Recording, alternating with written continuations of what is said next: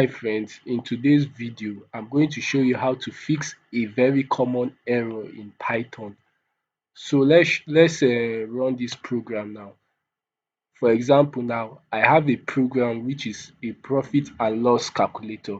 So for example now, this is the cost price. Let's input the cost price as 3 and selling price as 10. When we press calculate button, it gives us profit which is 7. So the error is that, have you ever encountered this kind of error whereby you input an alphabetical figure and you input an alphabetical figure under your calculator, then you press calculate and it suddenly crashed? So that's what we are going to be fixing on today's video. So let's get started. Hi friends, please, if you are new to this channel, please don't forget to hit the like button and subscribe to this YouTube channel, and please do not forget to support me on PayPal. The link is at the description below. So let's get started. The solution to this error, here's what we are going to do. First of all, let's run the program now and try some things now.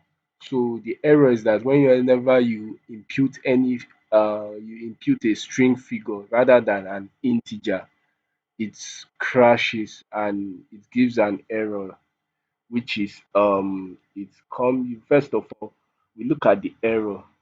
Down here it says value error, could not convert string to float, or vice versa, or anyhow, because it can happen in both ways. Either you are writing something in alphabetical, you are writing a text or something like that, then it says float to string or whatever. So here is the solution. You As we run this program now and we see that, okay, blah blah blah, we input any figure here and we click calculate, we'll come over to where the script is being called that it crashes. For example, we press the calculate button right over here. It's the calculate button we pressed over here that caused it to crash. So what we are going to do here is that we are going to come over this function, which is the button we press, that is calculate profit and loss. So we'll come here and we'll do something very important here, which is we are going to write try.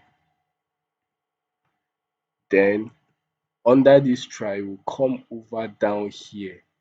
Then we'll press our tab here. Then we'll now write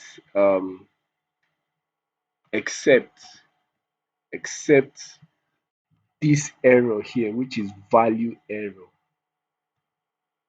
This value error you are seeing over here. Let me copy and paste this stuff here. Except we are using exceptional handling in this case to solve this issue, so that it won't be displaying that error again. So we say except value error.